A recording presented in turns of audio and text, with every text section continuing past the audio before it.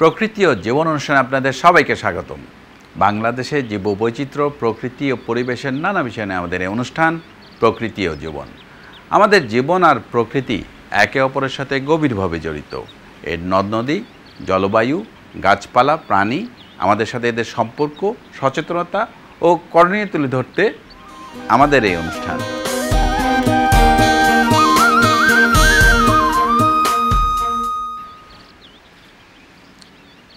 আমাদের দেশের বিভিন্ন জলাশয়ে দেখা যায় নানা প্রজাতির গাংচিল ও পানচিল পাখিদের। গাংচিলগুলো পানচিলের চেয়ে আকারে তুলনামূলকভাবে বড় হয়। এরা সাধারণত ঝাঁক বেঁধে বিচরণ করে। এই পাখিরা জলাশয়ের উপরিভাগের ছোট ছোট মাছ খেয়ে জীবন ধারণ করে। আমাদের আজকের পর্ব গাংচিল ও পানচিল পাখি নিয়ে। এ বিষয়ে আলোচনা করব ডক্টর রোনাল হালদারের সাথে। তবে তার আগে চলুন দেখে আসি প্রকৃতি ও জীবন দলের গাংচিল ও পানচিল পাখি নিয়ে কিছু তথ্য ও চিত্র।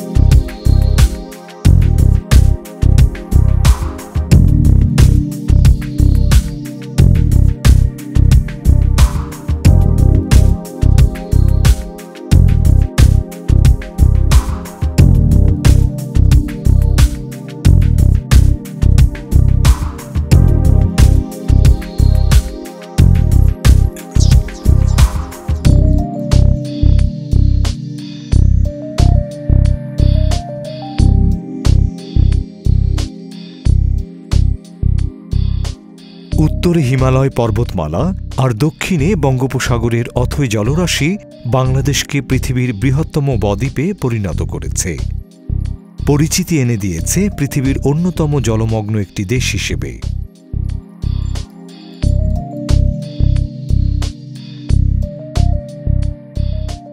অসংখ্য নদ নদী, হাওর বাওর, বিল ঝিল মিলিয়ে জলাভূমির কমতি নেই এখানে। এই জলাশয়গুলো উপযোগী খাদ্য ও আশ্রয়ের যোগান দিয়ে যাওয়ায় এখানে সারা বছরই রং বেরঙের বর্ণিল সব পাখির সমাবেশ থাকে। আর শীত মৌসুমে এই পাখিদের দলে যোগ দেয় নানা রকম পরিযায়ী পাখি।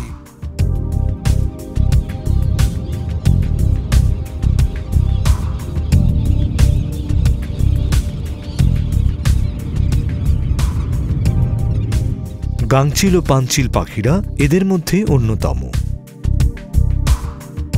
এদেরকে আমাদের দেশের প্রায় সব ধরনের জলাশয়ে বিচরণ করতে দেখা যায়।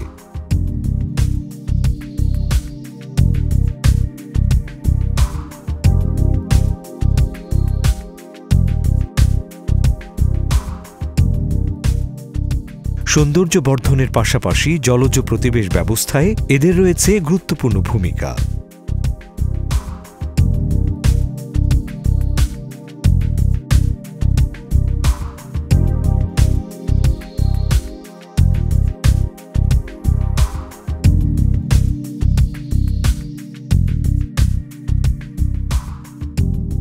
আমাদের দেশে যে 5 প্রজাতির গাংচিল দেখতে পাওয়া যায় তাদের সবাই পরিযায়ী।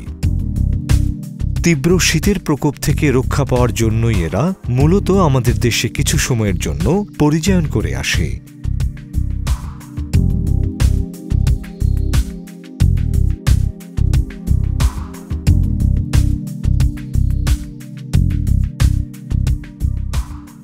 এদের মধ্যে খয়রা মাথা গাংচিল, কালো মাথা গাংচিল, হিউগলিনের গাংচিল বেশি পরিচিত। তবে আমাদের দেশে সবচেয়ে বেশি দেখা যায় খয়রা মাথা গাংচিলদের। এরা মাঝারি আকারের জলচর পাখি। এদেশের সকল ধরনের জলাশয়ে এদের বিচরণ লক্ষ্য করা যায়।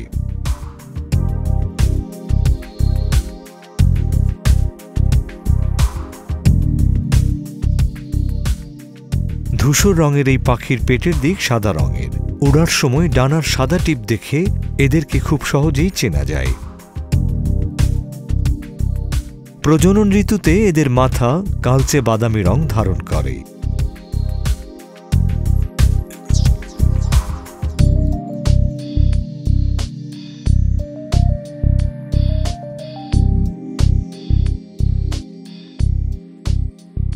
পালাসি গাংচিল আমাদের দেশের সবচেয়ে বড় আকারের গাংচিল। এরা বেশ নীরব স্বভাবের পাখি এবং দলবদ্ধভাবে থাকতেই পছন্দ করে। সাদাটে রঙের এই পাখির পা ও ঠোঁট হলুদ রঙের। হলদে ঠোঁটে লালচে পট্টি পাখিটিকে আরও আকর্ষণীয় রূপ দিয়েছে।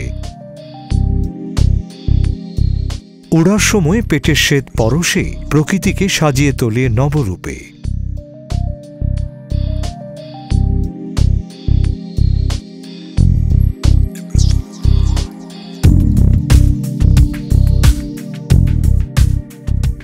আমাদের দেশে অল্প বিস্তর দেখা যায় হলদেপা গাংচিল বা কাস্পিয়ান গাংচিল ও হিউগলিনের গাংচিল।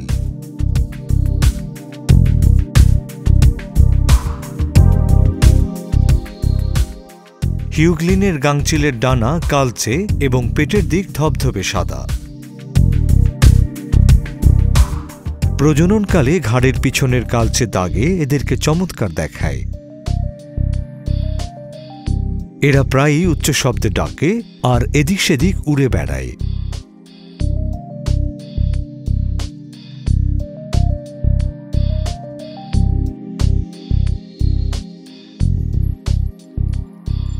কালোমাথা গাংচিলদের মূলত লোনাপানির অঞ্চলে দেখা যায়। মাঝারি আকারের এই পাখিরা ধূসর রঙের। এদের মাথা সাদা হলেও প্রজননকালে কালো রং ধারণ করে। রঙের এমন বৈচিত্র্যময়তার কারণেই এদের নাম হয়েছে কালোমাথা গাংচিল।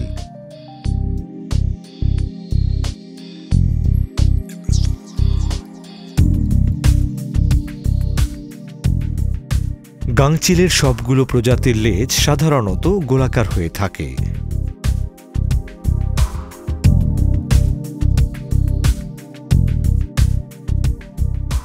এদের ঠোঁট বেশ মোটা ও মজবুত হওয়ায় এরা বড় আকারের শিকার ধরতে পারে।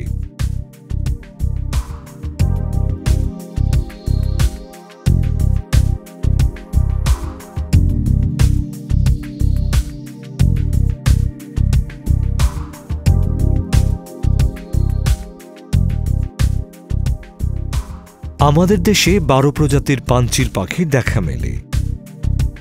তবে সবচেয়ে বেশি দেখা যায় পাতি পাঞ্চিল ও ছোট পাঞ্চিল পাখিদের।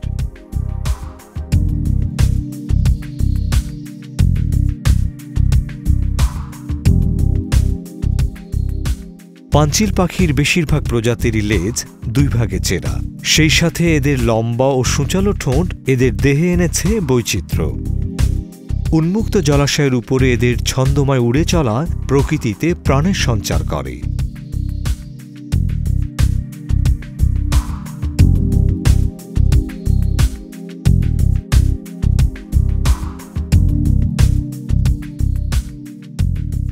এদের কোনো প্রজাতি সারা বছরই আমাদের দেশে বিচরণ করে, আবার কোনো প্রজাতি শীতকালে পরিযায়ন করে আমাদের দেশে আসে।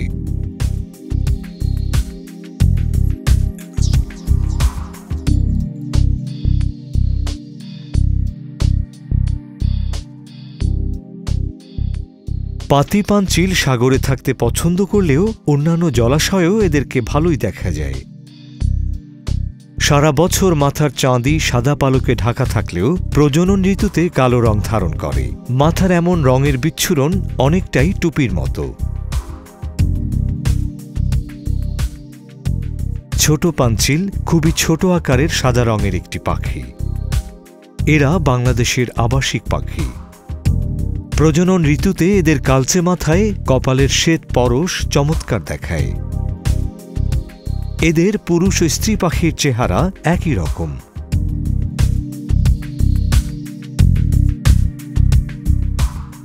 গাংচষা মূলত গাংচিল ও পাঞ্চিল পরিবারের অন্তর্ভুক্ত একটি পাখি। এরা স্বভাবে গাংচিল ও পাঞ্চিল পাখিদের কাছাকাছি বৈশিষ্ট্যের অধিকারী একটি পাখি।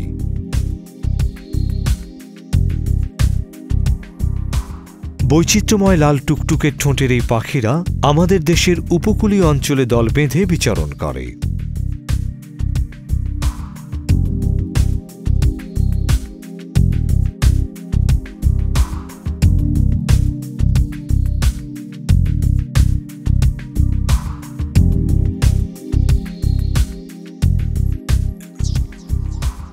গাংচিল ও পাঞ্চিল পাখিরা দল বেঁধে থাকতেই পছন্দ করে, কখনো একাকী, কখনো আবার জোড়ায় জোড়ায় বিচরণ করে।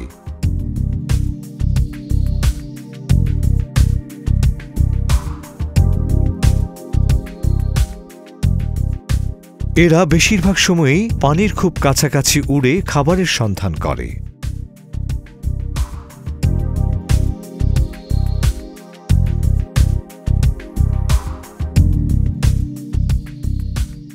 কখনো জলযানের পেছনে উড়ে খাবারের সন্ধান করে। সন্ধান পাওয়া মাত্রই এরা দ্রুত ছোঁ মেরে শিকার ধরে খায়।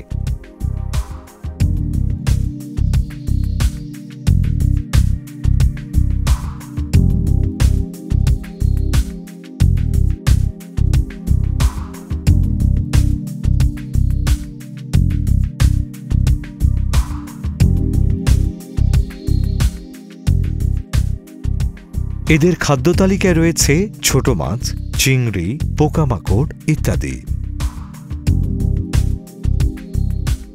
এমন খাদ্যাভ্যাসের কারণে এরা জলজ প্রতিবেশ ব্যবস্থার অবিচ্ছেদ্য অংশ।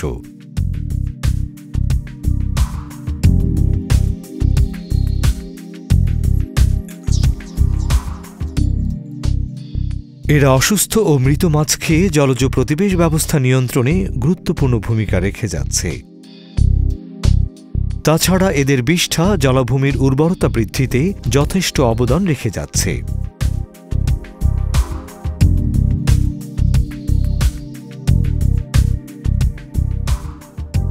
কিন্তু জলজ দূষণই মূলত এই পাখিদেরকে বিপদের দিকে ঠেলে দিচ্ছে।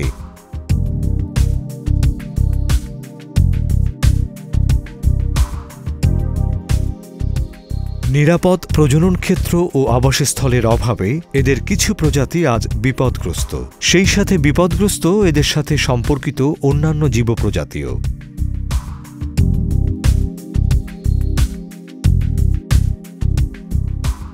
জলদূষণ রোধ করা না গেলে ও পর্যাপ্ত খাদ্যের যোগান না থাকলে গাংচিল ও পাঞ্চিল পাখির প্রজাতিগুলো আমাদের দেশ থেকে দিন দিন কমতে থাকবে।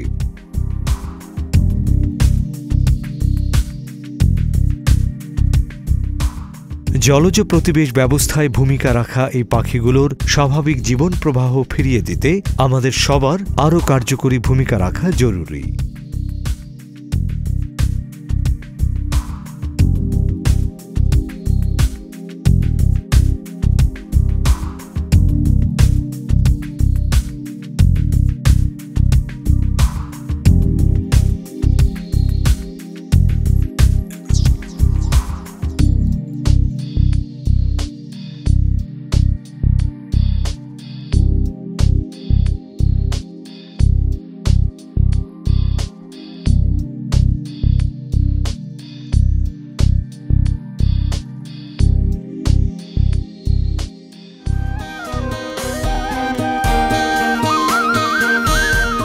দর্শক মণ্ডলী, আমরা তখন দেখলাম গাংচিল ও পাঞ্চিল পাখি নিয়ে বিস্তারিত প্রতিবেদন।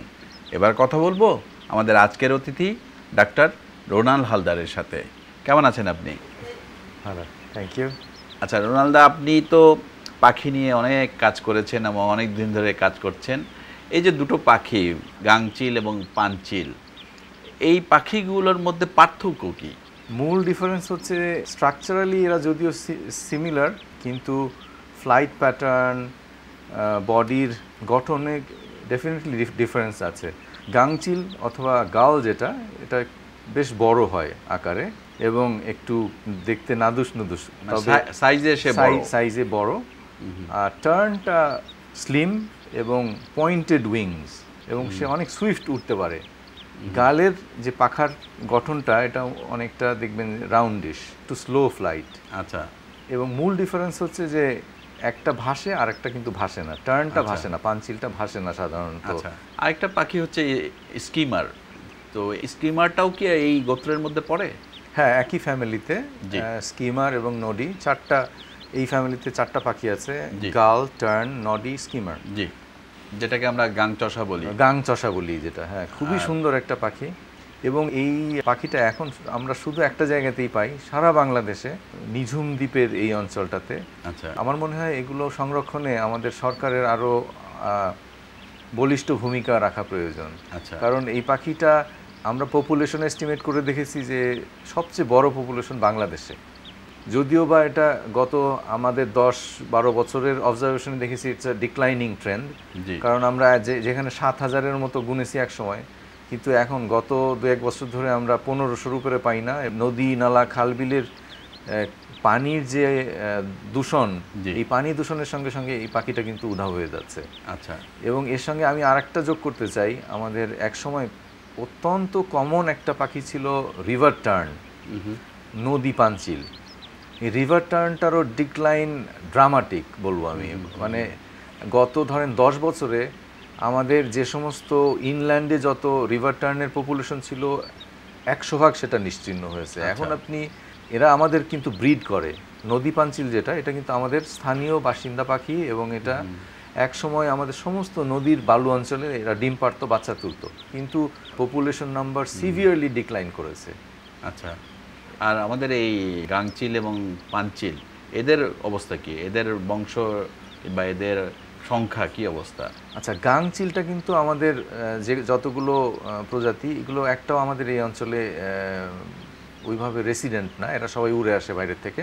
আচ্ছা, কিন্তু পাঞ্চিলের মধ্যে প্রায় আমি 5টার মতো যেটা আমাদের এখানে রেসিডেন্ট। এই পাঞ্চিলের মধ্যে আরেকটা পাঞ্চিল যেটা কালো বুক পাঞ্চিল, আমাদের এই অঞ্চল থেকে গত 2 বছরে আমরা সার্ভে করে হয়তো 1-2টা এরকম পেয়েছি। আর এটার আর কোনো রেসিডেন্ট পপুলেশন নাই, আমাদের দেশ থেকে উধাও হয়ে গেছে। এবং এর কারণও হচ্ছে কিন্তু আমাদের নদীগুলোর দূষণ, নদী থেকে ওভারফিশিং, ওভার এক্সপ্লয়টেশন অফ রিসোর্স, এইগুলো সব মিলিয়ে আমাদের এই চমৎকার পাখিগুলোর সিভিয়ার ডিক্লাইন। আচ্ছা, এদের মধ্যে কোন পাখিগুলো পরিযায়ী হয়ে আসে আমাদের দেশে?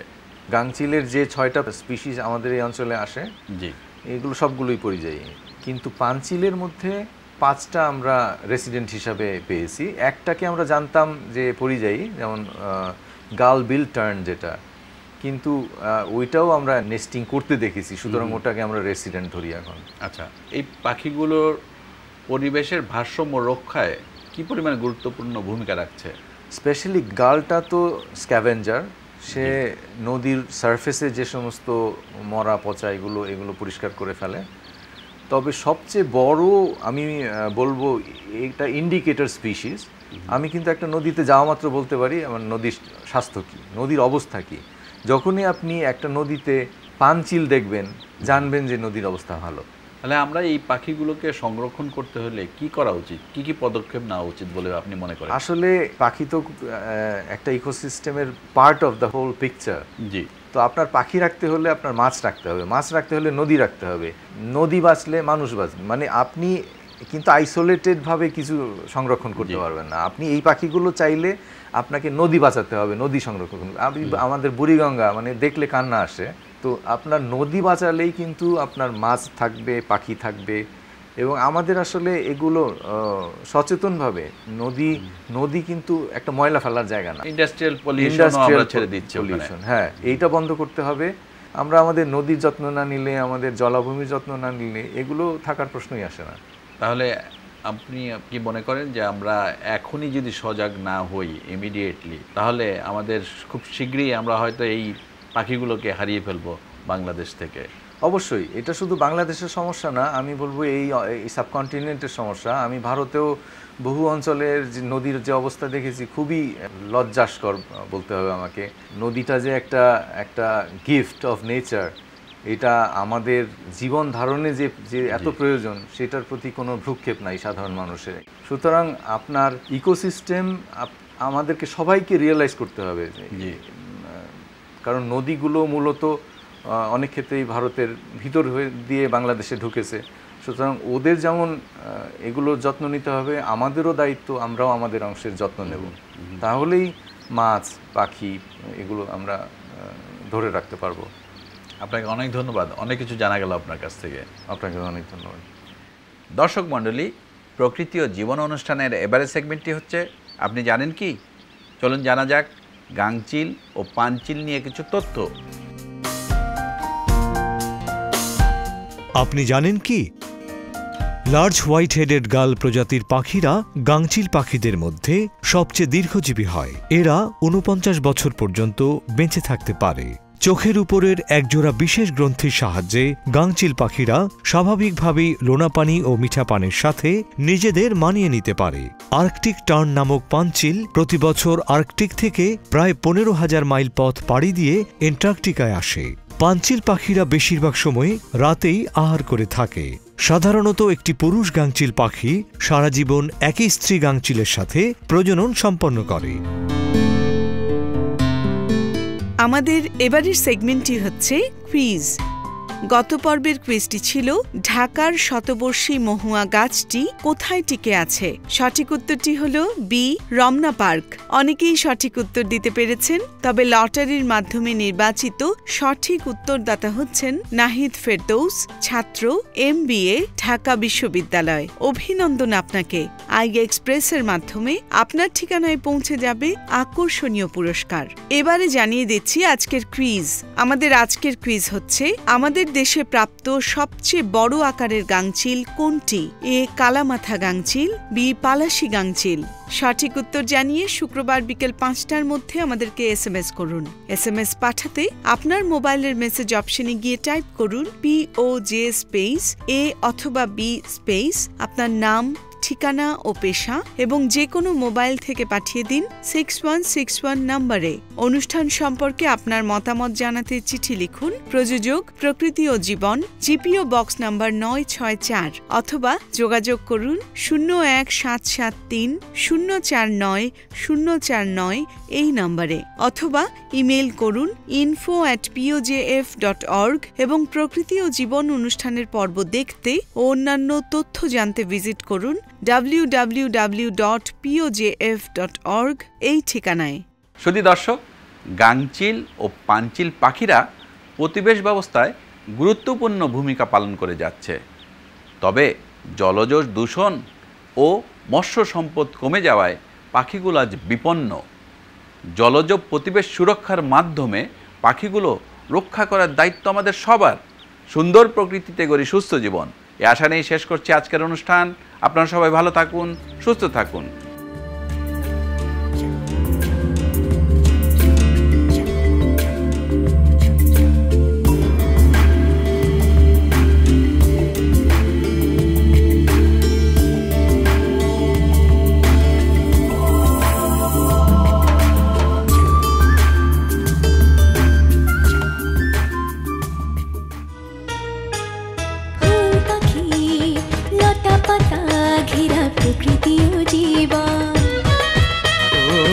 সুন্দর পৃথিবী, মায়াময় প্রকৃতি, বাসবো ভালো সারাক্ষণ।